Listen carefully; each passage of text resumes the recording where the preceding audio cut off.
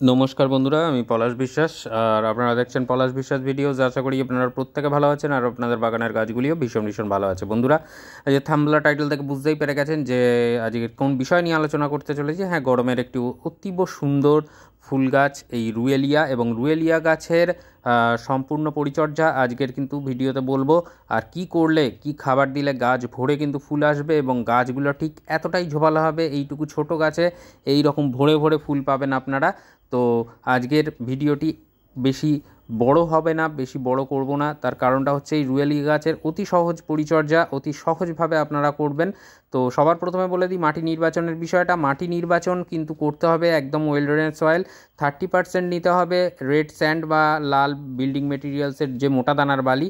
তার সাথে 40% নিয়ে নেবেন বাগানের যে নর্মাল গার্ডেন সয়েল, এই 70%।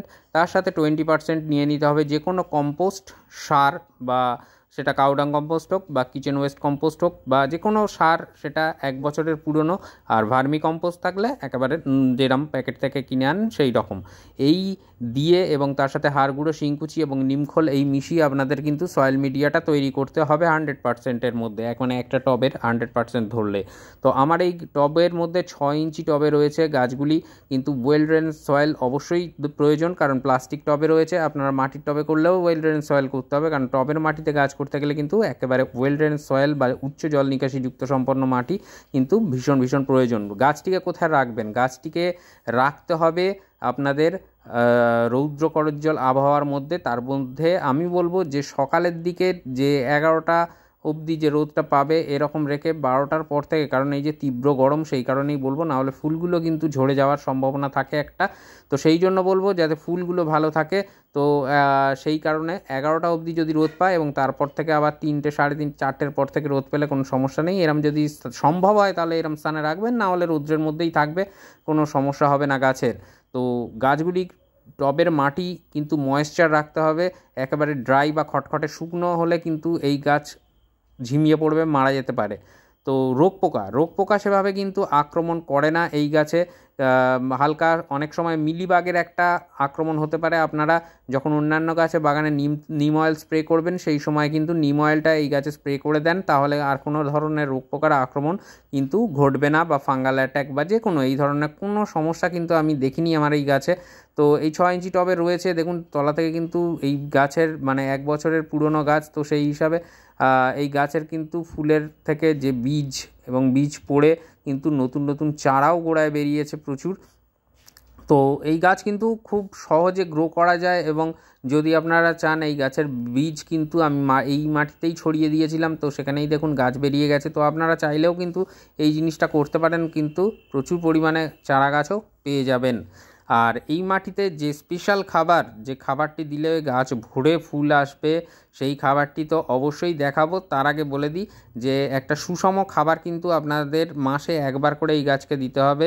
6 ইঞ্চি টবের জন্য 1 মুঠো হাড় গুঁড়ো, 1 মুঠো শিংকুচি, হাফ মুঠো বা এইরকম নিমখোল, এই 3টে জিনিস কিন্তু মিক্সড করে মাসে 1বার, বেশি নয় বন্ধুরা, মাসে 1বার করে আপনারা এই খাবারটি আপনাদের দিতে হবে গাছে, এই রুয়েলিয়া গাছে। আর তার সাথে প্রচুর পরিমাণে ফুল পেতে গেলে কিন্তু আপনাদের আজকের যে ম্যাজিক্যাল খাবার, যেটা দিলে কিন্তু আমি দেখেছি গাছ ভরে ভরে কিন্তু ফুল আসবে, গাছে সুস্থ সবল সতেজ থাকবে, সেই খাবারটি হলো NPK 10-26-26। আপনারা যদি লিকুইড ফরমেশনে পান তাহলে সেটাও করতে পারেন, দিতে পারেন, পাতায় স্প্রে করতে পারেন। আর না হলে যদি 10-26-26 যদি গ্র্যানুয়ালস আকার পান তাহলে কিন্তু এই দানা জলে গুলে কিন্তু আপনাদের ভালো করে ঝাঁকিয়ে নিয়ে স্প্রে করলে স্প্রে করতে পারেন, অথবা টবের মাটিতেও কিন্তু দিয়ে দিতে পারেন। কতটা দেবেন? 1 লিটার পরিমাণ জল নিলে 1 চামচের মতন, যে 1 টেবিল চামচ, সেই টেবিল চামচ 1 টেবিল চামচের মতন নিয়ে আপনারা ভালো করে ভিজতে দেবেন, গুলিয়ে নেবেন।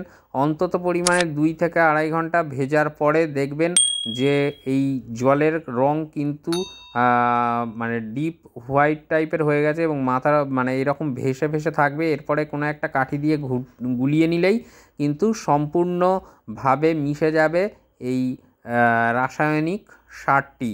10-26-26 অর্থাৎ নাইট্রোজেনের পরিমাণ রয়েছে 10%, ফসফরাস এবং পটাশের পরিমাণ রয়েছে 26% করে।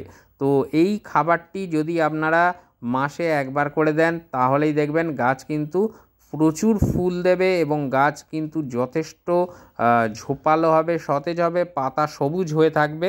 তো এছাড়াও আপনারা যেটা বললাম যে এই ছাড়াও আরেকটা জিনিস দিতে পারেন, যাদের গাছে তাতেও ফুল আসবে না তখন তারা কিন্তু লাল যে পটাশ সেটা 1 লিটার জলে হাফ চামচের মতো নিয়ে সেটা কিন্তু টবের মাটিতে আপনারা দিয়ে দেবেন এবং দিয়ে কিন্তু এই খাবারটি কিন্তু সকালের দিকেই দেবেন, মানে সকাল বলতে 6:30 7টা 7:30টার মধ্যে। আর যারা সকালে সময় পাবেন না তারা একেবারে কিন্তু সন্ধেবেলা টবের মাটি একেবারে যখন ঠান্ডা হবে এই প্রখর গরমের মধ্যে তখন কিন্তু আপনারা এই খাবারটি টবের মাটিতে দেবেন। তবে সকালবেলা দেওয়াটা বেশি ভালো। তো অল্প পরিমাণ যেরকম লাগে গাছে সেরকম পরিমাণেই দেবেন টবের মাটিতেই, এবং টবের মাটিটি যেন অবশ্যই ভিজে বা ময়েশ্চার থাকে এই দিকে খেয়াল রাখতে হবে। তো এই ছিল রুয়েলিয়া গাছে প্রচুর ফুল পাবেন কিভাবে, তার জন্য যে ম্যাজিক্যাল খাবার সেটি ব্যবহার আর সম্পূর্ণ পরিচর্যা। আশা করি ভিডিওটি ভালো লাগলো। যদি ভিডিওটি ভালো লাগে তাহলে অবশ্যই লাইক, কমেন্ট আর বাগানপ্রেমী বন্ধুদের মাঝে শেয়ার করে দেবেন, যাতে সকলে খুব সুন্দরভাবে বাগান করতে পারি, গাছ করতে পারি। আর আমরা যারা প্রত্যেকের প্রতিবেশীকে অন্তত বোঝাই যে বাগান করাটা কতটা প্রয়োজন, তা সেই কাজটা কিন্তু আমাদের চালিয়ে যেতে হবে যারা আমরা বাগান ভালোবাসি।